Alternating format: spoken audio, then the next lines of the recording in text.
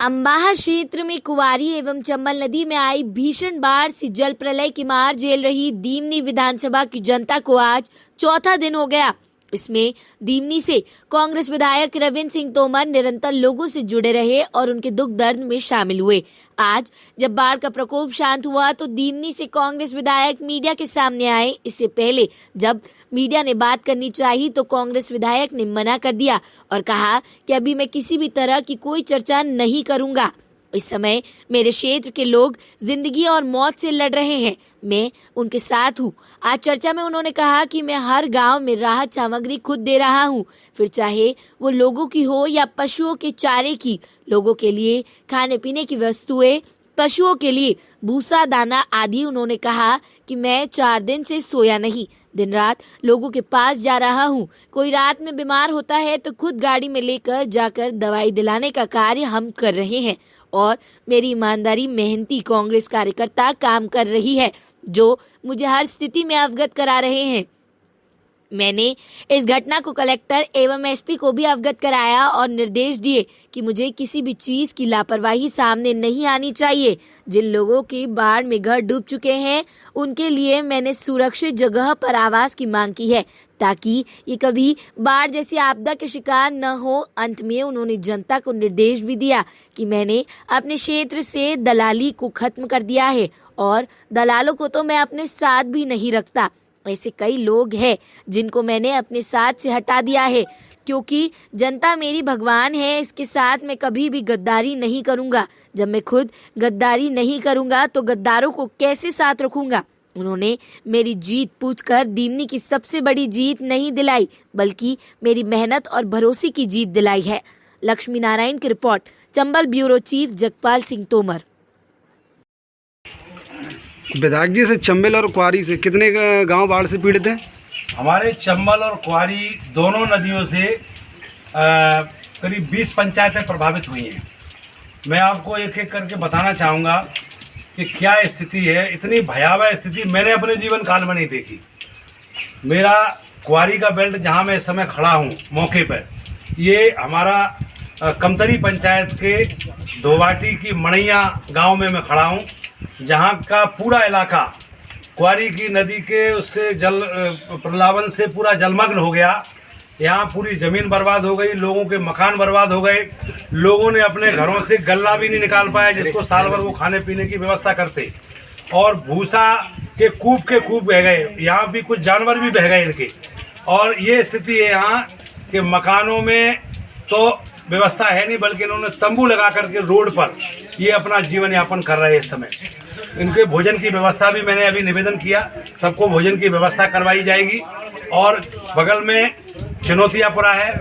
इसके बाद अपन नीचे चलेंगे तो तुतवास पंचायत, जो मेन गांव था तुतवास, वहाँ पे कुछ परिवार रह रहे हैं जो बड़ी भयंकर तरीके से प्रभावित हुए हैं। नीचे चलेंगे तो पुरावस में, कौथर के पुरा हैं, किरनाइच के पुरा हैं, सांगोली के पुरा हैं।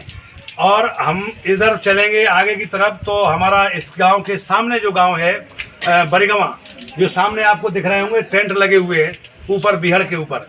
और बगल में हमारा मनफूल का पुरा, डाब का पुरा, भोलाराम का पुरा, आपका भैरों का पुरा, माता का पुरा। क्या आगे चलेंगे तो धर्मगढ़, भागना, और उसके ऊपर जाएंगे तो लालौर में तिगरा का पुरा, रामपुर, बिसंगपुर में, और चेटा में कुसवान का एक पुरा है वो पूरा प्रभावित हुआ है इससे। हाँ, रपट का पुरा प्रभावित हुआ है पूरा।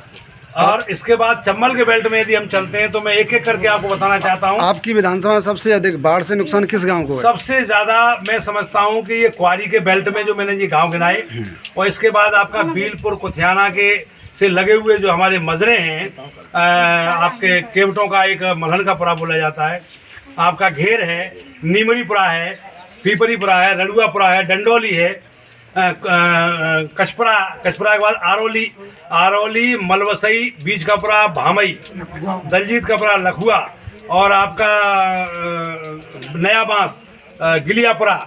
ये सारे के सारे गांव, बंधा, गूंज और सबसो कपड़ा, ये पूरे गांव टापू बन गए हैं। लोग वहीं के वहीं फंसे रह गए हैं, वो निकल नहीं पा रहे हैं। उनको मैंने स्वयं कल बोट को लेकर के मैं स्वयं भोजन लेकर के उनको दे के आया हूँ, और पूरी टीम हमारी लगी हुई है। और इसके बाद बंधा पे भी 2 बोट लगा करके पूरी टीम लगा करके उनको भोजन व्यवस्था करवाई। और जितने भी ये गांव में बता रहा हूँ कुंवारी और चंबल से प्रभावित हैं, वहाँ हमने भोजन की व्यवस्था भी रखवाई है, लोगों को सुरक्षित स्थान को पहुँचाने की व्यवस्था। उसमें प्रशासन से भी मैंने जो है ये सहयोग की अपील की, और आम जनता से, चाहे हमारे अम्बा और पुरसा के और मुरैना के व्यापारी बंधुओं से मैंने कल अपील की थी कि वो आगे आकर के जनता के सहयोग में उनको भोजन व्यवस्था कर सकते हैं। कोई भी सहयोग, जैसे अभी हमारे कुछ साथियों ने यहाँ कहा कि हमारे जानवर भूखे बंधे जिन पर भूसा की व्यवस्था नहीं है, तो मैंने अभी हमारे कार्यकर्ता हैं उनको कहा कि भैया उनको भूसा की व्यवस्था करवानी, क्योंकि जानवर उनके भूखे हैं। तो इस तरह का वातावरण पहली बार देखने को मिला है। मैंने दिन और रात एक करके जनता की सेवा में समर्पण किया है, और मैंने ये कहा है इनसे कि ये पूजा में एक लाइन कहते, तेरा तुझको अर्पण क्या लागे मेरा।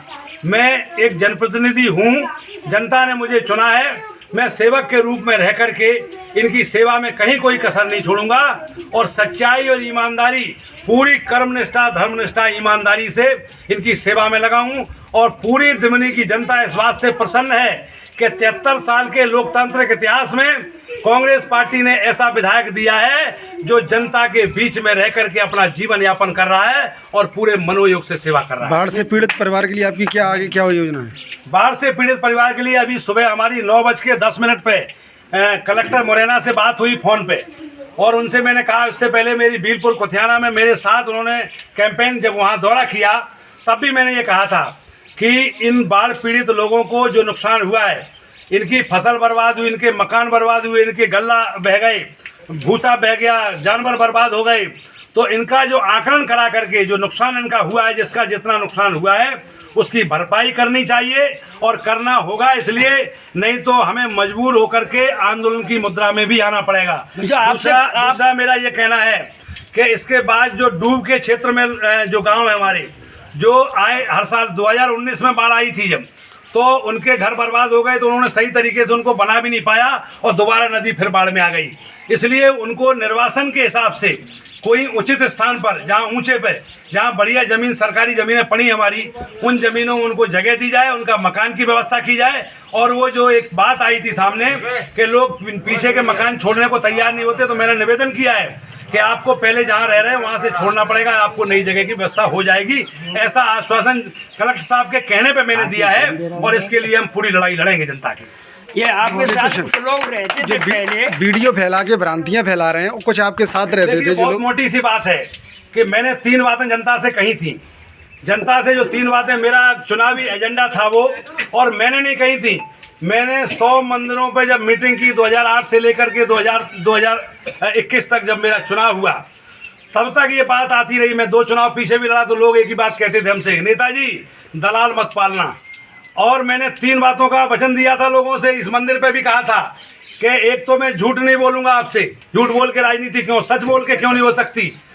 दूसरी बात मैंने कही थी, दलाली नहीं होगी, न दलाली करूंगा न करने दूंगा। ये बात सही है या नहीं? बोलो हाथ उठा करके जनता के। और तीसरी बात और कही थी मैंने कि जाति पाति की राजनीति नहीं होगी, मानवता की राजनीति होगी। जो मानव है, किसी भी जात धर्म का हो, उसकी बात सुनी जाएगी, उसका काम होगा। ये कहा था या नहीं? कोई कसर तो नहीं हो रही है? नहीं। ये बात मैंने कही थी। और रहा सवाल दलालों का, जब दलालों को दलाली नहीं करने को मिलेगी तो वो तो बिलबिलाएंगे साहब, बुराई भी करेंगे और गलत बात भी बोलेंगे। तो जनता समझ रही है ना, सारी की सारी जनता समझ रही है कि रविंद्र सिंह भड़ोसा के यहाँ दलालों का कोई स्थान नहीं है। सच्चे और ईमानदार इंसानों का केवल यहाँ स्थान है, और उनकी सेवा के लिए मैं तत्पर हूँ।